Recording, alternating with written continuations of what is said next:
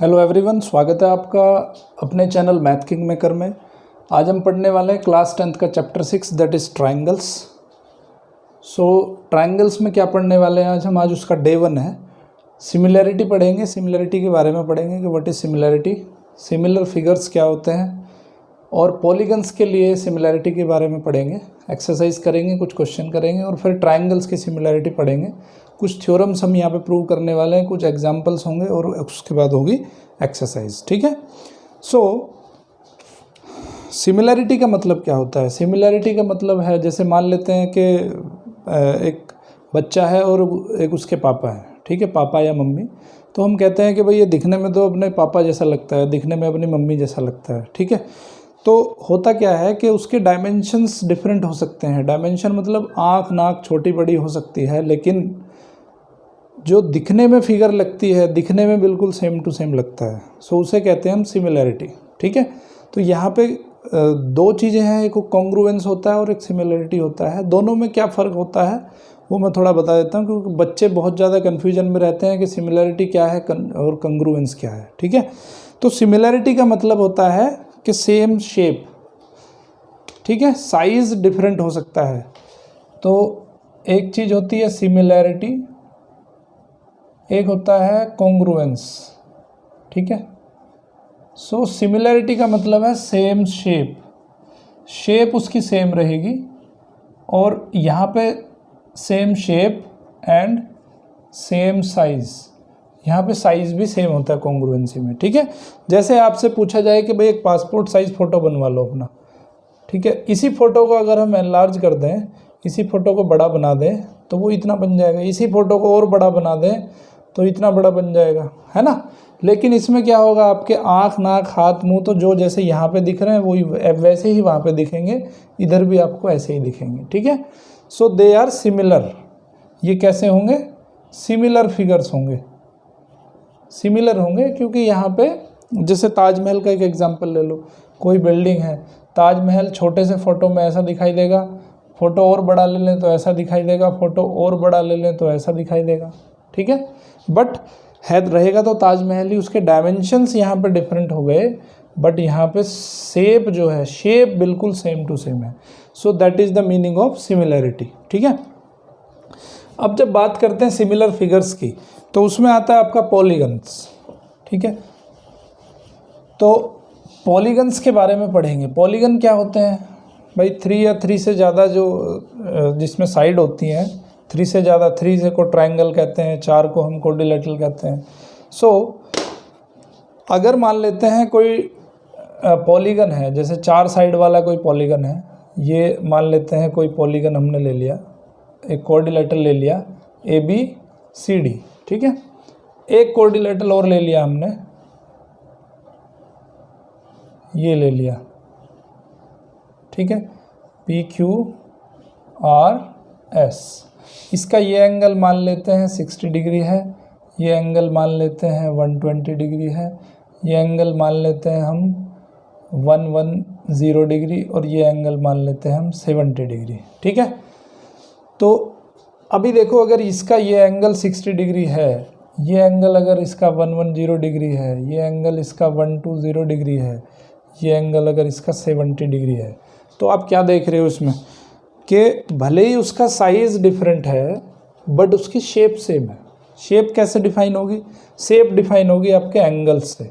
अगर उनके corresponding angles equal हो जाते हैं, करस्पॉन्डिंग एंगल्स मतलब ये 60 है, 60, 110, 110, 120, 120, 70 और 70, तो these two figures can be said as similar figures. ठीक है। सिमिलर पॉलीगन्स कह सकते हैं इसको, या सिमिलर क्वाड्रिलेटरल्स कह सकते हैं। तो सिमिलर पॉलीगन्स में क्या क्या कैरेक्टरिस्टिक्स होंगी? पहली कैरेक्टरिस्टिक्स होंगी कि नंबर ऑफ साइड्स सेम होनी चाहिए, number of sides must be same. ऐसा नहीं है कि आप जो है क्वाड्रिलेटरल की कंपैरिजन जो है आप पेंटागन के साथ करो, हेक्सागन के साथ करो। क्वाड्रिलेटरल की कंपैरिजन क्वाड्रिलेटरल के साथ होगी, ट्रायंगल की कंपैरिजन ट्रायंगल के साथ होगी, पेंटागन की कंपैरिजन पेंटागन के साथ होगी, हेक्सागन की कंपैरिजन हेक्सागन के साथ होगी। तो जितने नंबर ऑफ साइड का पॉलीगन होगा उतने ही नंबर ऑफ साइड के पॉलीगन से उसकी कंपैरिजन की जा सकती है। तो सिमिलर पॉलीगन के लिए पहला चीज़ है कि number of side must be same. दूसरा जो है वो क्राइटेरिया है कि angles must be equal, angles must be equal, या कह सकते हो करस्पॉन्डिंग एंगल्स। करस्पॉन्डिंग एंगल्स जो होने चाहिए वो इक्वल होने चाहिए। तो किसी भी फिगर को हम सिमिलर, किसी भी पॉलीगन को हम सिमिलर पॉलीगन कह सकते हैं, ठीक है। ओके, अब बात आती है यहाँ पे कॉन्ग्रुएंसी की और सिमिलरिटी की। तो क्या कॉन्ग्रुएंट फिगर सिमिलर फिगर हो सकते हैं? देखो, अगर कोई फिगर कॉन्ग्रुएंट है, अगर कोई दो पॉलीगन अगर कॉन्ग्रुएंट हैं तो वो सिमिलर तो होंगे ही होंगे, ठीक है। तो अगर कोई कॉन्ग्रुएंट है तो वो सिमिलर भी होगा। क्यों सिमिलर होगा? क्योंकि उसका शेप तो सेम है। कॉन्ग्रुएंट में क्या होता है, साइज और शेप दोनों सेम होते हैं। सिमिलर में क्या होता है, ओनली शेप सेम, शेप उसकी जो है सेम होती है। लेकिन अगर कोई सिमिलर फिगर है तो सिमिलर फिगर जरूरी नहीं है कि कॉन्ग्रुएंट हो, ठीक है। सिमिलर फिगर हमेशा कॉन्ग्रुएंट नहीं होता है, क्योंकि सिमिलर फिगर में ओनली शेप सेम होता है, साइज इसका डिफरेंट होता है, ठीक है। साइज में और मे नॉट भी डिफरेंट, साइज डिफरेंट हो भी सकता है, नहीं भी हो सकता है।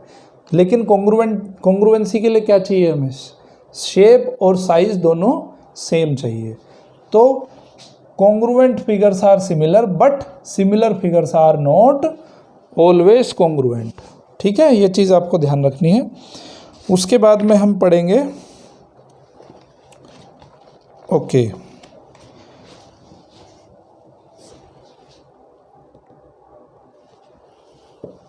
लेकिन इसमें एक चीज़ और पढ़ेंगे हम, जो पॉलीगन्स होते हैं, पॉलीगन्स में हमने पढ़ा, जैसे यहाँ पे एक फिगर हमने बनाई थी, ठीक है, ABCD, इसका कोई एंगल हमने इक्वल मान लिया, और इसी तरह का एक सेम शेप का एक फिगर बना दिया हमने, ठीक है। ये है PQRS, ठीक है। इसमें जो एंगल A है ये एंगल P के इक्वल है, एंगल D एंगल S के इक्वल है, एंगल C एंगल R के इक्वल है, ठीक है। और एंगल B एंगल Q के इक्वल है, एंगल B एंगल Q के इक्वल है, ठीक है। तो ये फिगर कैसी होंगी? These two figures are similar figures. So similar figures में आपको एक चीज़ ध्यान रखनी है कि इनका जो साइड का जो रेशो होता है वो रेशो भी सेम होता है, ठीक है।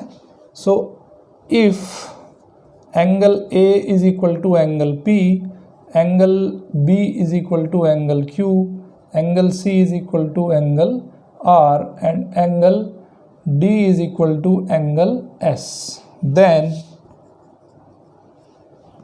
AB और PQ का ratio will be equals to AB, इसकी करस्पॉन्डिंग साइड ले ली हमने PQ, BC की करस्पॉन्डिंग साइड क्या होगी? QR होगी, ठीक है। और CD की करस्पॉन्डिंग साइड क्या होगी? RS होगी, और DA की करस्पॉन्डिंग साइड क्या होगी? SP होगी, ठीक है। तो अगर किसी भी पॉलीगन में अगर दो पॉलीगन सिमिलर हैं, सो उन दो सिमिलर पॉलीगन्स के लिए उनकी जो करस्पॉन्डिंग साइड का जो रेशो होगा that also will be equals, ठीक है। ये चीज़ आपको ध्यान रखनी है। उसके बाद यहाँ पे एक्सरसाइज नंबर 6.1 है। 6.1 में सिंपली आपके कुछ फिल इन द ब्लैंक्स हैं, कुछ क्वेश्चंस हैं, वो इजीली आप कर सकते हो, ठीक है। उसके बाद पढ़ेंगे हम similarity of triangle, very very important, इसी पे आने वाले हैं।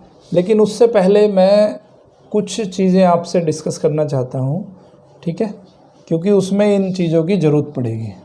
जैसे एरिया ऑफ ट्राइंगल, ये चीज़ें हम पढ़ चुके हैं, बट फिर भी मैं टॉपिक थोड़ा सा रिवाइज कर देता हूँ कि एरिया ऑफ ट्राइंगल कैसे निकालते हैं। Area of triangle, area of triangle क्या होता है?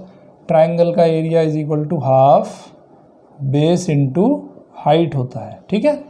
तो अब ये देखो, बेस ये जो हाइट है वो ट्रायंगल के बाहर भी हो सकती है, ट्रायंगल के अंदर भी हो सकती है। कैसे?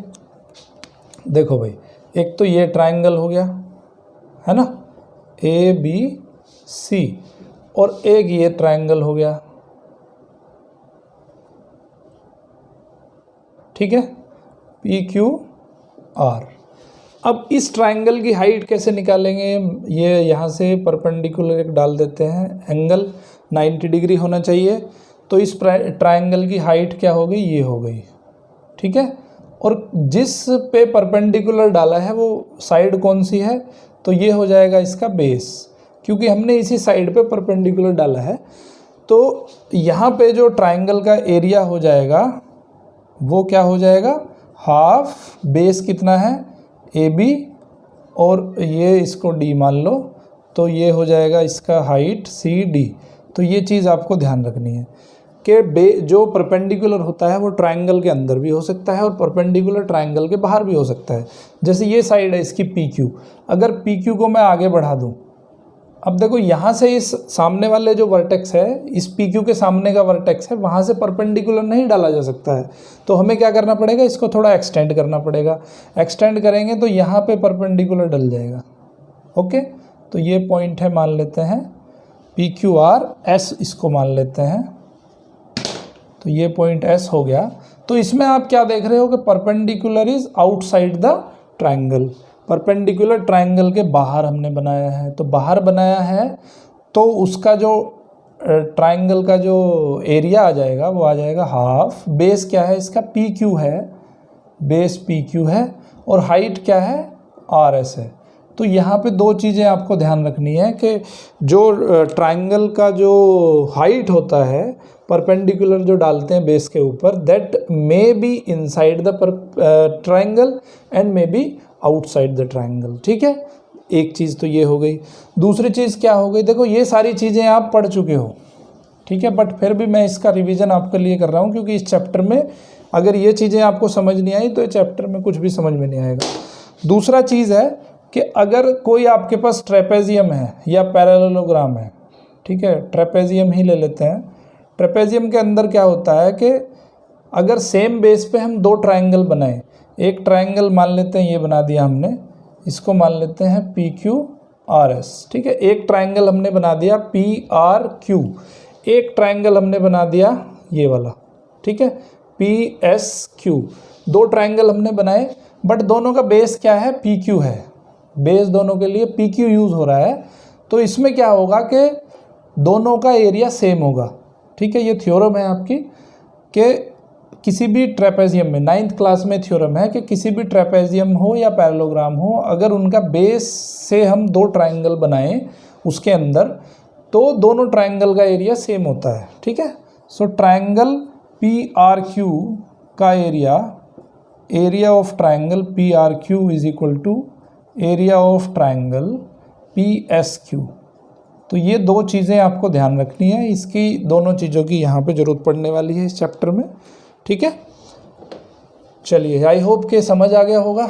नहीं समझ में आया तो 9th क्लास का लेक्चर है जो क्वाड्रिलेटरल वाला, उस लेक्चर में जाके आप देख सकते हो, इसका प्रूफ भी दिया हुआ है। Okay, so similarity of triangle, देखो जहाँ पे बात करी मैंने सिमिलैरिटी की, तो सिमिलैरिटी ऑफ ट्रायंगल्स के बारे में हम यहाँ पे पढ़ने वाले हैं। सिमिलैरिटी ऑफ ट्रायंगल, देखो सिमिलैरिटी किसी की भी हो, ट्रायंगल में क्या होता है? ट्रायंगल में एक तो एंगल होते हैं, एंगल सेम होने चाहिए। दूसरी बात है their corresponding sides are in the same ratio. अगर दो ट्रायंगल आपने ले लिए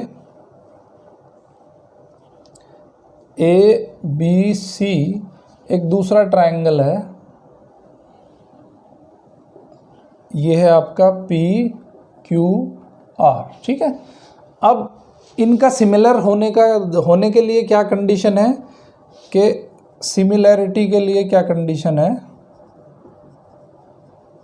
पहली कंडीशन तो ये है कि दोनों के एंगल इक्वल होने चाहिए। Angle A is equal to angle P, angle B is equal to angle Q and angle C is equal to angle R। पहली कंडीशन ये होनी चाहिए। दूसरी कंडीशन क्या होगी दूसरी प्रॉपर्टी क्या होगी, देखो अगर ये सिमिलर हैं तो ये वाली कंडीशन होनी चाहिए, तब सिमिलर होंगे। दूसरी चीज़ क्या होगी कि इनके करस्पॉन्डिंग साइड्स भी का रेशो भी सेम होगा। So A B upon P Q is equal to B C upon Q R is equal to C A upon R P. ठीक है, तो किसी भी दो ट्राइंगल्स के लिए ये कंडीशन होती है सिमिलरिटी की। ओके, अभी हम पढ़ेंगे आपकी थ्योरम नंबर 6.1। 6.1 बहुत इंपॉर्टेंट है एग्ज़ाम के पॉइंट ऑफ व्यू से भी, और इस थ्योरम पे रिलेटेड आपकी पूरी की पूरी एक्सरसाइज है ये 6.2। ओके, तो बहुत ध्यान से इस थ्योरम को देखना है और कंसेप्ट को पकड़ना है कि आखिर ये थ्योरम कैसे प्रूव होगी। सो थ्योरम नंबर 6.1 क्या कहती है, सबसे पहले हम एक फिगर बनाते हैं। If a line drawn parallel to one side of a triangle, देखो एक फिगर बना लेते हैं हम ट्राइंगल का सबसे पहले। ठीक है, ये कोई ट्राइंगल है ए बी सी। ठीक है, ये हमने एक ट्राइंगल बना लिया ए बी सी। ओके, अब हम क्या करते हैं कि बी सी के पैरेलल एक लाइन ड्रॉ कर लेते हैं। बी सी के पैरेलल एक लाइन ड्रॉ कर ली कहीं से भी, ठीक है, रैंडमली एक पॉइंट ले लिया और हमने एक बी सी के पैरेलल एक लाइन ड्रॉ कर ली जिसको हमने कहा डी ई। तो अभी ये क्या कह रहा है इस थ्योरम में, जो गिवन है आपके पास, देखो ये इसका कहने का मतलब है कि ये कोई भी ट्राइंगल है, अगर इस ट्राइंगल के पैरेलल एक साइड के पैरेलल हम लाइन अगर ड्रॉ करें तो ये ए बी और ए सी को दो पॉइंट में कट कर रहा है, डी और ई में। तो ये कहता है कि जो दूसरी जो बची हुई साइड है इसके पैरेलल, बी सी के पैरेलल आपने डी ई ड्रॉ कर लिया, तो बी सी के अलावा दो साइड है उसकी, वो एक है ए बी और एक है ए सी। तो ये कहता है कि दोनों साइड को सेम रेशो में डिवाइड करेगा ये पैरेलल लाइन, मतलब D E will divide in the same ratio to A B and A C. That means आपको दिखाना है कि A D upon D B is equal to A E upon E C.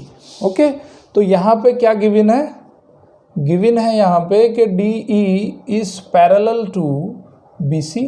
Prove क्या करना है आपको, prove करना है कि A D upon D B is equal to A E upon E C. ठीक है, अभी देखो यहाँ इस थ्योरम में जो मैंने अभी आपको बताया था दो चीज़ें, पहला क्या है एरिया ऑफ ट्राइंगल, दूसरी चीज़ें क्या बताई थी मैंने आपको, ट्रेपेजियम वाला रूल। ठीक है, ट्रेपेजियम का सेम बेस लेके दो ट्राइंगल बनाएंगे तो उनका एरिया सेम होता है, तो वो दोनों प्रॉपर्टीज़ यहाँ पे यूज़ होंगी। तो एरिया ऑफ ट्राइंगल की बात हो रही है तो उसके लिए परपेंडिकुलर चाहिए हमें। ठीक है, परपेंडिकुलर चाहिए तो उसके लिए क्या करेंगे हम, सबसे पहले यहाँ पे दो परपेंडिकुलर ड्रॉ करेंगे। ठीक है, ए डी ई जो ट्राइंगल है उसके लिए हम एक परपेंडिकुलर डालते हैं डी से, तो ये यहाँ पे बनेगा एंगल 90 डिग्री। ठीक है, इसको मान लेते हैं हम एम। और ए डी ई के लिए हम देखो, जब बेस ई ए को मानेंगे तो ट्राइंगल का हाइट ये हो जाएगा, लेकिन बेस अगर हम ए डी को मानेंगे तो फिर ट्राइंगल की हाइट क्या हो जाएगी, यहाँ से ऐसे एक परपेंडिकुलर डाल दिया हमने, इसको मान लेते हैं हम एन। ठीक है, तो यहाँ पे हमने क्या किया कि ए डी ई जो ट्राइंगल है हमारे पास, इस ए डी ई ट्राइंगल के दो बेस बनाए। पहला बेस ए ई बनाया, तो ए ई बेस मान के हम जो परपेंडिकुलर डालेंगे वो ऐसे डालेंगे, और जब बेस ए डी होगा तो परपेंडिकुलर का जो परपेंडिकुलर होगा वो एन ई होगा। ठीक है, पहली चीज़। तो अभी हम, और एक मैं क्या करता हूँ कि एक ट्रेपेजियम है यहाँ पे बी डी ई सी ट्रेपेजियम है, तो इसके मैं दो ट्राइंगल बना लेता हूँ यहाँ पे सेम बेस पे। एक ट्राइंगल ये बना लिया बी ई सी, एक ट्राइंगल ये बना लिया। ओके, तो दो ट्राइंगल मैंने बना लिए यहाँ पे। ओके, तो मैंने यहाँ पे कंस्ट्रक्शन क्या करा है, कंस्ट्रक्शन क्या करा मैंने, drawing perpendicular to A E and perpendicular to A D. ठीक है, पहली चीज़ ये करी मैंने। और क्या करा कि joined D to C and B2E। तो मैंने ये यहाँ पे कंस्ट्रक्शन किया एक्स्ट्रा। ओके, तो अभी हम इसका प्रूफ यहाँ से चालू करेंगे। तो प्रूफ में पहला काम क्या करा आपने, कंस्ट्रक्शन कर दिया कि एक परपेंडिकुलर ड्रॉ कर लिया, दूसरा आपने परपेंडिकुलर टू AE ड्रॉ किया, परपेंडिकुलर टू AD ड्रॉ किया, ज्वाइन करा लाइन को आपने B से E को और C से D को। ठीक है, अब देखो हम इसका बड़ी खूबसूरती से यहाँ जो दो चीज़ें मैंने आपको बताई थी उनका हम यूज़ करेंगे और यूज़ करके हम दिखाएंगे कि AD/DB is equal to AE/AC। ठीक है, तो सबसे पहले हम ये लिखेंगे एरिया ट्राइंगल ADE का। ADE का एरिया क्या होगा, area of triangle ADE। ADE का एरिया निकालना है हमें, ADE। ओके, तो ADE का एरिया जब निकालेंगे तो ADE का एरिया यहाँ पे दो तरीक़ों से निकल सकता है। दो तरीके कैसे होंगे, एक बार बेस इसको मान लेंगे, एक बार बेस इसको मान लेंगे। तो अगर हम बेस AD को मानते हैं तो एरिया क्या हो जाएगा, half AD into base AD हो जाएगा और परपेंडिकुलर क्या हो जाएगा, NE हो जाएगा। समझ में आई बात। सो एरिया ऑफ AD ये आ जाएगा। अब एरिया ऑफ BDE निकाल लो, ट्राइंगल BDE। BDE क्या है भाई, BDE ये एक ट्राइंगल बन गया आपका। ठीक है, BDE। अब देखो क्या करा मैंने, इसको आगे बढ़ा दिया। देखो ये कुछ इस तरह का ट्राइंगल बना, यहाँ समझ लो इसको। ठीक है, और ये मैंने जब इसको आगे बढ़ाया, ये B हो गया, ये D हो गया और ये E हो गया। ठीक है, इसको जब मैंने आगे बढ़ाया तो यहाँ पे कहीं पे परपेंडिकुलर डलेगा। ये पॉइंट कौन सा है, N है। ओके, तो ये 90 डिग्री है। तो एरिया ऑफ BDE क्या हो जाएगा, BDE का एरिया, ये बेस हो गया BD और ये परपेंडिकुलर हो गया। ठीक है, एरिया ऑफ BD हो गया हाफ BD इंटू NE। ठीक है, तो ये यहाँ पे एरिया ऑफ BDE आ गया। अब निकालेंगे एरिया ऑफ DEC। ठीक है, एरिया ऑफ DEC निकाल लो। DEC को भी इसी तरह देखेंगे। DEC क्या है, एक ट्रायंगल बना लो तो अच्छे से समझ आ जाएगा।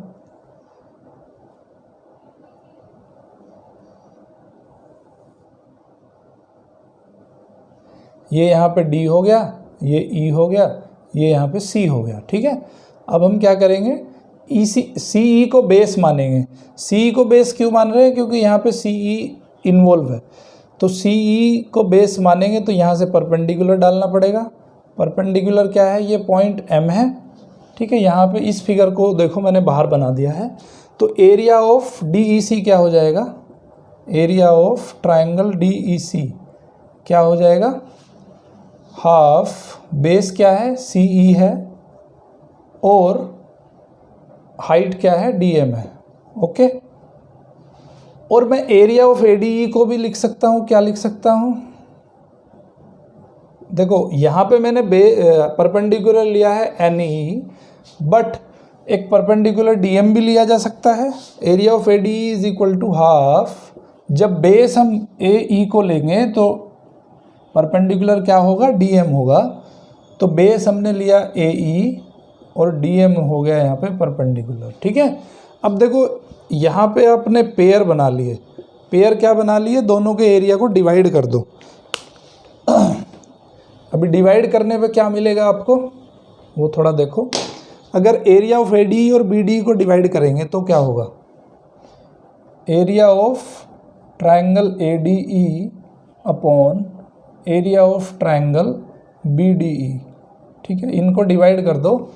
तो इनको डिवाइड करने पे क्या होगा, ये हाफ से हाफ कैंसिल हो जाएगा, NE से NE कैंसिल हो जाएगा, AD अपॉन BD बच जाएगा। तो AD अपॉन BD। ठीक है, ये इक्वेशन नंबर हो गई 1। ओके, अब इन दोनों को डिवाइड कर दो। तो area of triangle DEC upon area of triangle ADE को ऊपर ले लो इसमें, क्योंकि ADE को यहाँ ऊपर लिया है हमने। ठीक है, तो ADE को ऊपर ले लो। Area of triangle ADE upon area of triangle DEC is equal to क्या हो जाएगा, यहाँ देखो DM से DM कट जाएगा, AE अपॉन CE बचेगा, AE अपॉन CE। ठीक है, ये आ गई इक्वेशन नंबर 2। ओके, अभी देखो आपको मैंने दो चीज़ें बताई थी। पहली चीज़ बताई थी एरिया ऑफ ट्रायंगल, वो यहाँ पे यूज़ हो गई।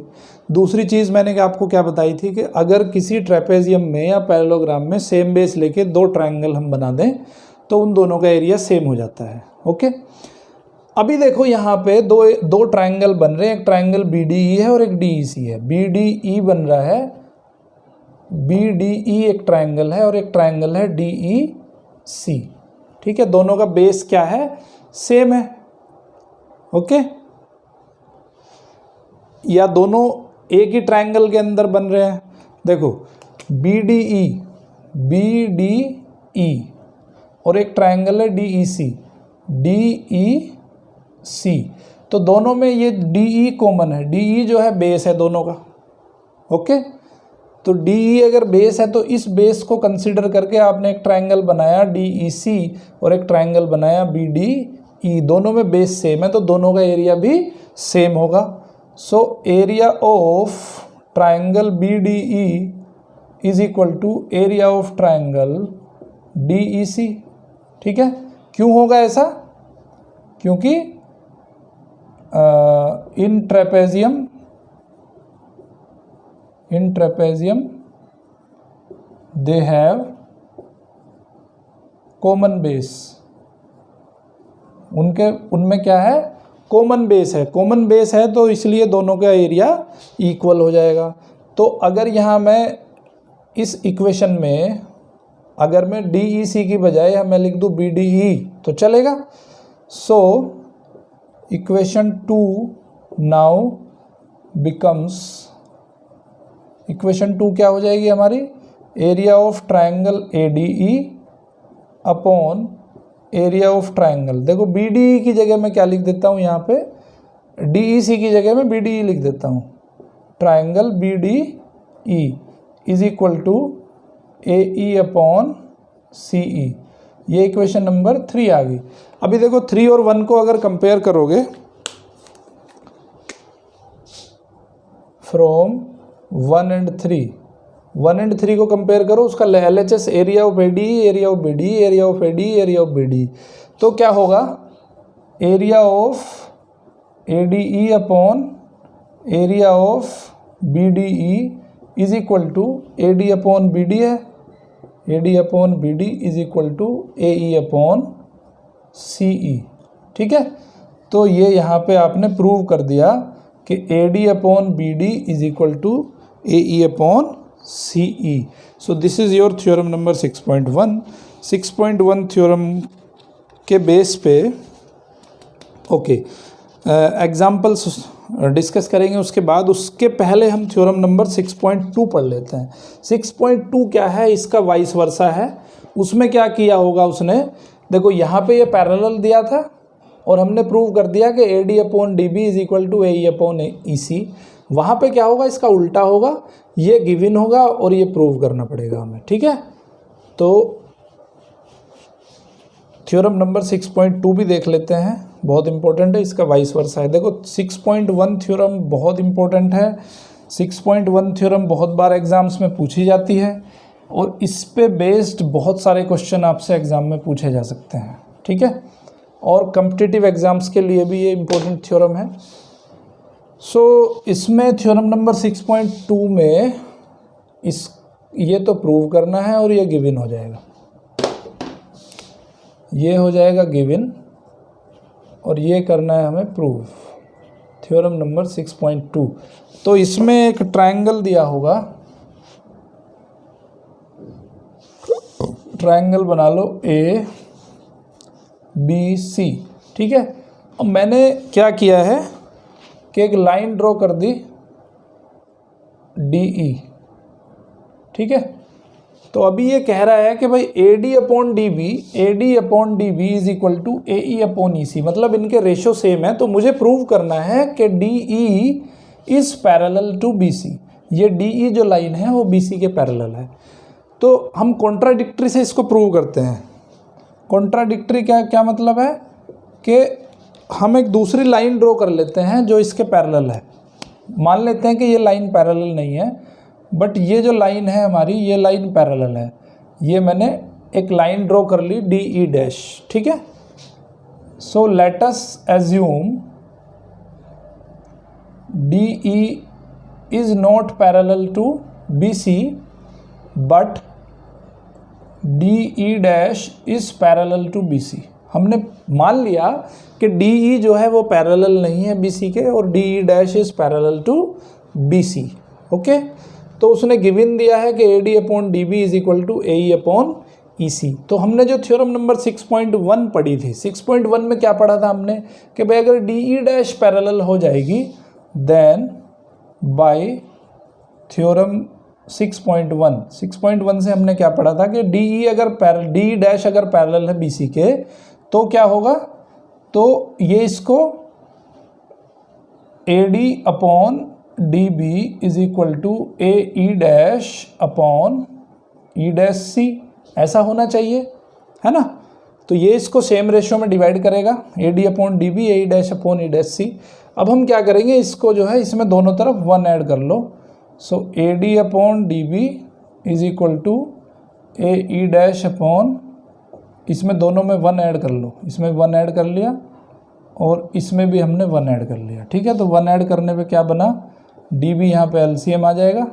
सो ये बनेगा A D plus D B is equal to यहाँ पे ई डैश सी आ जाएगा, और ये हो जाएगा A E dash plus E dash C, ठीक है। अब A D plus D B क्या हो जाएगा, ए बी हो जाएगा, A B upon D B is equal to ये हो जाएगा आपका A C upon E dash C. Equation number 1 मान लिया हमने, ठीक है। अभी आपको गिवन था कुछ, उस गिवन से भी हम आगे लेके चलेंगे चीज़ों को। तो A D upon D B, यहाँ पर भी 1 ऐड कर लो दोनों तरफ, ए ई अपॉन ई सी, इसमें भी हमने 1 ऐड कर लिया। तो आपने क्या देखा, डी बी यहाँ पे एलसीएम आया, तो ये हो जाएगा A D plus D B is equal to यहाँ पे ई सी एलसीएम आया, ए ई प्लस ई सी, तो ये इक्वल टू हो जाएगा A D plus D B हो जाएगा आपका A B upon D B is equal to A E plus E C हो जाएगा ए सी अपॉन ई सी, ठीक है। इसे इक्वेशन नंबर 2 मान लेते हैं।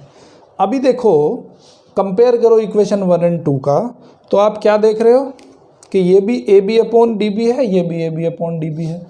तो फ्रॉम 1 और 2, सो 1 और 2 से क्या हो जाएगा, A B upon D B is equal to A C upon E C is equal to A C upon E dash C. अब ये देखो, A C upon E C is equal to A C upon E dash C, इसका मतलब क्या है, यहाँ से ये प्रूव हो गया कि भाई E C is equal to E dash C, है ना। तो अगर ई सी जो है ई डैश सी के इक्वल है, दैट मीन्स यहाँ से क्या प्रूव हो गया कि यहाँ से प्रूव हो गया कि E and E dash can not be different but they are same, ठीक है। तो वो डिफरेंट नहीं है, वो सेम है।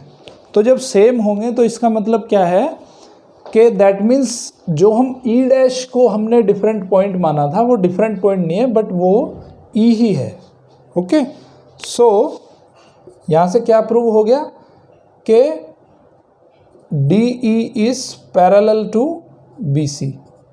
ओके, क्योंकि हमने जो माना था वो माना था कि D is not parallel to B C, तो हमारा जो एजम्पशन हो गया वो गलत हो गया। हमने इसको पैरेलल माना था, डी ई डैश को पैरेलल माना था, that means our assumption is wrong, so that's why D E is parallel to B C. ठीक है, तो ये इसका वाइस वर्सा थ्योरम था। अब हम पढ़ेंगे कुछ एग्जाम्पल्स, 3 एग्जाम्पल आपकी बुक में दिए हैं, इसी पे बेस्ड है, इसी थ्योरम पे 6.1 और 6.2 थ्योरम पे बेस्ड है तीनों एग्जाम्पल्स। तो वो एग्जाम्पल हम डिस्कस करेंगे, बहुत सिंपल एग्जाम्पल है।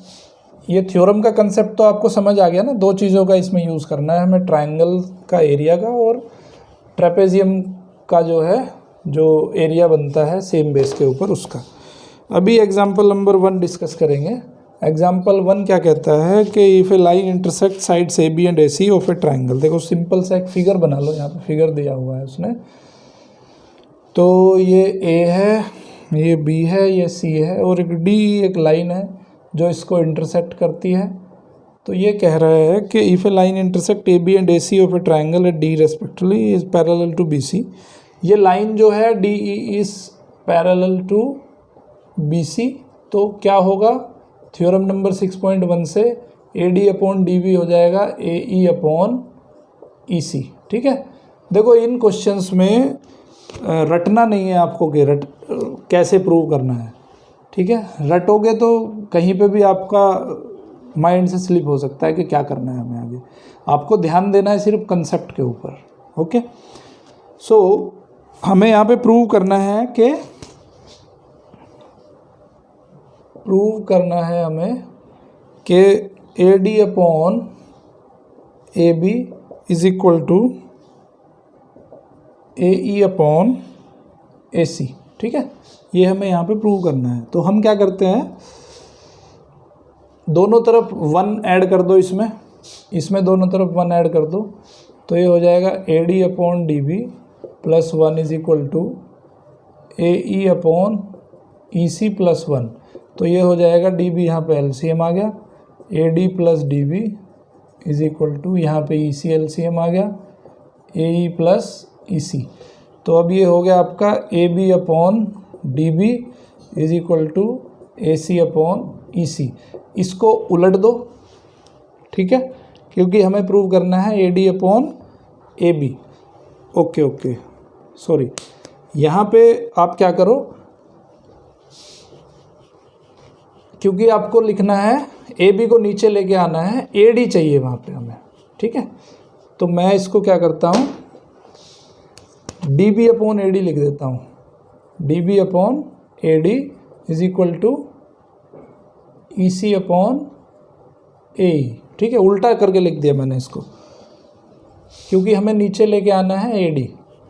ओके, तो अभी इसमें 1 ऐड करो, तो 1 ऐड करोगे तो क्या होगा, D B upon A D plus 1 is equal to E C upon A E plus 1। तो ये हो जाएगा ए डी, यहाँ पे एलसीएम आ जाएगा, तो D B plus A D is equal to यहाँ पे ए ई एलसीएम आ जाएगा, ई सी प्लस ई ए। तो ये क्या हो जाएगा, B D plus A D हो जाएगा आपका A B upon A D is equal to A C upon A E. Okay, तो अब इसको पलट दो, पलट के क्या हो जाएगा, A D upon A B is equal to A E upon A C. ठीक है, ये प्रूव हो गया। इसी तरह से यहाँ पे दूसरा भी प्रूफ पूछा जा सकता है आपसे कि भाई B D upon A B is equal to E C upon A C. ये प्रूफ भी आपसे पूछा जा सकता है। तो ये प्रूफ में क्या लेना पड़ेगा आपको, फिर जैसे यहाँ पे ए डी मैंने नीचे लिया है, वहाँ पे आपको बी डी को नीचे लिखना पड़ेगा। ओके, तो ये क्वेश्चन आपसे दूसरा इस तरीके से भी पूछा जा सकता है। अब हम पढ़ेंगे एक एग्जाम्पल नंबर 2। एग्जाम्पल नंबर 2 में फिर सेम प्रोसेस होगा। वहाँ पे क्या दिया है आपको, एक ट्रेपेजियम दे दिया है, और ट्रेपेजियम में कुछ पूछ रहा है वो आपसे कि ट्रेपेजियम में कुछ साइड्स के रेशो आपको प्रूव करने हैं। तो ट्रेपेजियम क्या है वो देख लेते हैं। एक ट्रेपेजियम दे दिया आपको इस तरह का। ठीक है, ट्रेपेजियम में क्या होता है कि 2 साइड पैरेलल होती हैं, ए बी सी डी। यहाँ पे पैरेलल साइड कौन सी है, A B is parallel to D C. A B और डी सी दोनों एक दूसरे के पैरेलल हैं। अब ये कोई लाइन है, तीसरी लाइन ई एफ, ये भी पैरेलल है, पैरेलल टू ई एफ भी पैरेलल है। तो अब हमें प्रूव क्या करना है, ये गिवन है, प्रूव क्या करना है कि A E upon E D is equal to B F upon F C. ठीक है, ये हमें प्रूव करना है। तो हम क्या करेंगे, एक यहाँ पे लाइन ड्रॉ कर लेंगे, क्योंकि हम जो चैप्टर पढ़ रहे हैं वो ट्रायंगल का पढ़ रहे हैं, तो ट्रायंगल तो यहाँ कहीं बना नहीं, तो हम क्या करते हैं, 2 ट्रायंगल बना लेते हैं। ओके, अब 2 ट्रायंगल कैसे बनाएंगे, 2 ट्रायंगल कैसे कंसिडर करने हैं, जिसमें ए ई और ई डी यूज़ हो रहा हो, जिसमें बी एफ और एफ सी यूज़ हो रहा हो। ओके, तो अब 2 ट्रायंगल ऐसे कौन से बने जिसमें ये चीज़ें यूज़ हो रही हैं। ओके, एक तो ट्रायंगल देखो ये बन गया आपका AEADC, ओके। एक ट्रायंगल बन गया AEF, सॉरी इसको एक यहाँ पॉइंट G है, ठीक है। तो दो ट्रायंगल बन गए, एक ट्रायंगल बन गया ADC, एक ट्रायंगल बन गया AEG। तो दोनों ट्रायंगल की क्या ख़ास बात है, तो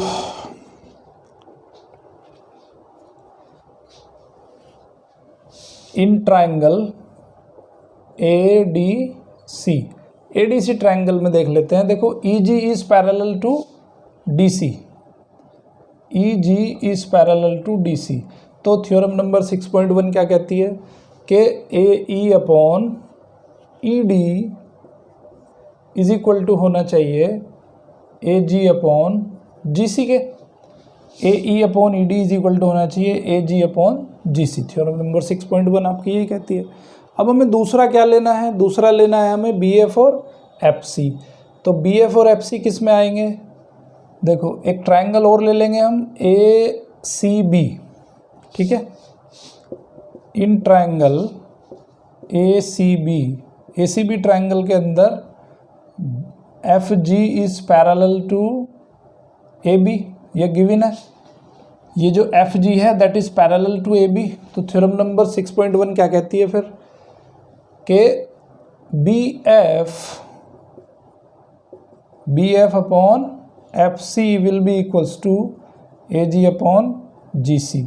ये इक्वेशन नंबर 1 है, ये इक्वेशन नंबर 2 है, ठीक है। 1 और 2 से क्या देख रहे हो, AG upon GC, AG upon GC, ये दोनों इसके इक्वल हैं। तो 1 और 2 से क्या आ जाएगा, फ्रॉम 1 एंड 2, तो ये दोनों भी एक दूसरे के इक्वल हो जाएंगे। तो AE upon ED is equal to BF upon FC, ठीक है। यही हमें प्रूव करना है। सो हमने सिर्फ यहाँ क्या किया, कंस्ट्रक्शन किया, दो ट्रायंगल बनाए हमने यहाँ पे, हाफ हाफ में डिवाइड कर दिया। एक ट्रायंगल ये वाला बनाया, दूसरा ट्रायंगल ये वाला बनाया, और वहाँ पे थ्योरम नंबर 6.1 का यूज़ कर दिया, ठीक है। अभी एग्जाम्पल नंबर 3 देखते हैं। 3 भी सिंपल है, इसी कंसेप्ट पे बेस्ड है। देखो पीछे के चैप्टर्स अगर ढंग से पढ़े होंगे आपने, वो नहीं भूले होंगे, तो ये चैप्टर इजी हो जाएगा। चैप्टर जो है हमेशा सीक्वेंस में इसीलिए दिए होते हैं क्योंकि उसका पीछे से कुछ ना कुछ कनेक्शन होता है।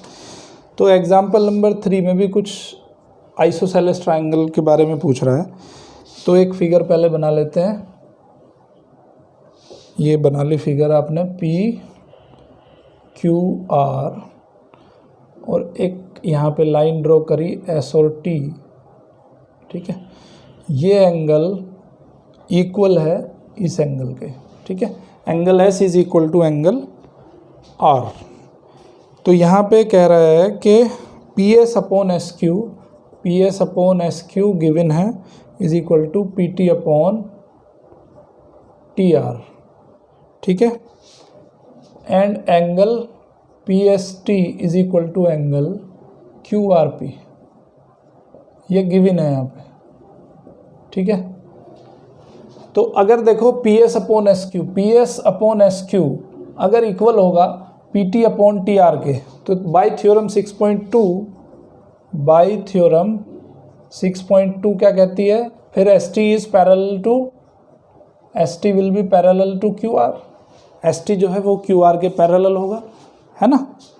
तो जब ये line ST is parallel to QR, तो ये जो एंगल बनेगा ये कैसा एंगल बनेगा, करस्पॉन्डिंग एंगल हो जाएगा, ये ट्रांसवर्सल हो जाएगा PQ।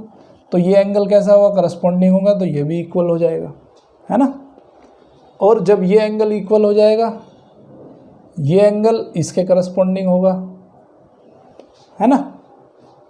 तो यहाँ पे क्या होगा, हमें प्रूव क्या करना है वो देख लो थोड़ा। प्रूव हमें करना है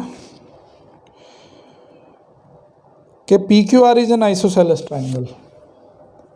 PQR is an isosceles triangle. Isosceles का मतलब है कि भाई PQ is equal to PR, ये हमें प्रूव करना है यहाँ पे। तो प्रूफ देखो, प्रूफ बड़ा सिंपल है। Angle angle